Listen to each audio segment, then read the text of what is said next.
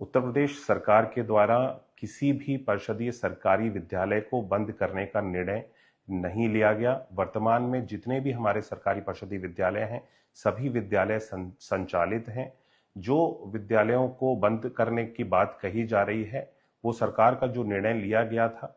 कि कम छात्र संख्या वाले जो विद्यालय हैं उसको सबसे पास के विद्यालय में मर्ज कर दिया जाएगा और जो रिक्त विद्यालय है उन विद्यालयों में प्री प्राइमरी की पाठशालाओं को संचालित किया जाएगा, जो कि पहली बार उत्तर प्रदेश सरकार के द्वारा प्री प्राइमरी की कक्षाओं को भी संचालित करने का निर्णय लिया गया है और उन विद्यालयों में बाल वाटिका को वर्तमान में संचालित किया जा रहा है। नकल माफिया और इस तरह के सभी लोगों को संरक्षण देने वाले माननीय अखिलेश यादव जी को पता है पूरी तरह से कि 2027 में उनकी सरकार पुनः बनने नहीं जा रही है। इसके लिए उन्होंने इस तरह का अनर्गल बयान को दे करके आम जनता को भ्रमित करने का प्रयास किया है। शिक्षा जैसे गंभीर विषय के संबंध में अखिलेश जी को बोलने का कोई भी अधिकार नहीं है, क्योंकि स्वर्गीय बाबूजी आदरणीय श्री कल्याण सिंह जी के समय में जिस तरह से शिक्षा व्यवस्था को बनाया गया था, नकल अध्यादेश को लाकर के जो परीक्षा की पारदर्शी व्यवस्था बनाई गई थी,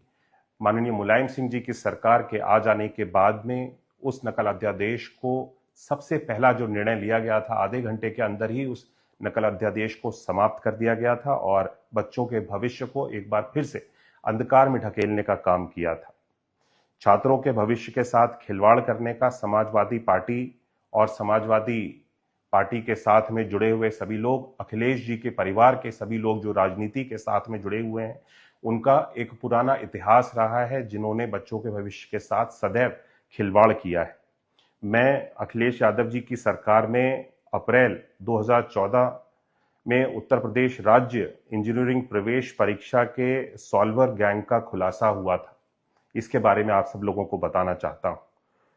मैं इतिहास बता रहा हूं कि इतिहास बताता है कि शिक्षा के प्रति, बच्चों के भविष्य के प्रति वे कितने जागरूक रहे हैं और कितने सजग रहे हैं। जून 2014 में UP combined medical state UP CMT की परीक्षा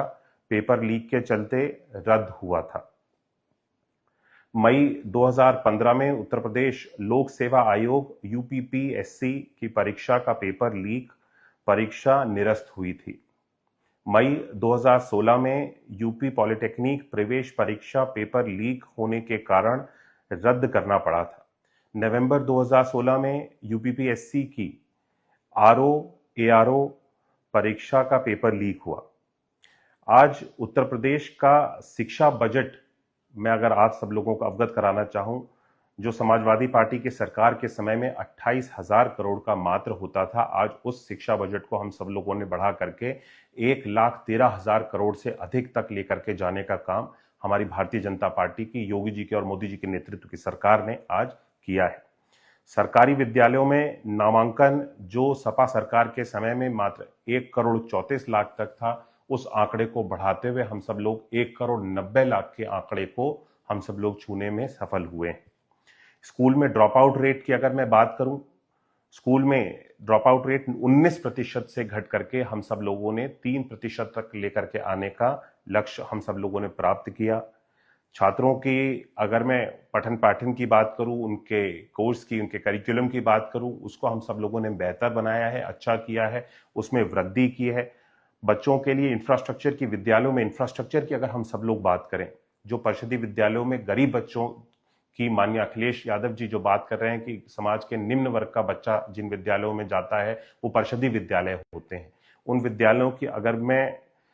19 डिफरेंट पैरामीटर्स पे जो हम सब लोगों ने काम किया, ऑपरेशन कायाकल्प को चलाने का हम सब लोगों ने, हमारी सरकार जब 2017 में बनी, जो कार्य हम लोगों ने किया था वो केवल 36% की प्रोग्रेस थी 19 डिफरेंट पैरामीटर्स की। उस पर हम सब लोगों ने काम करते हुए आज 90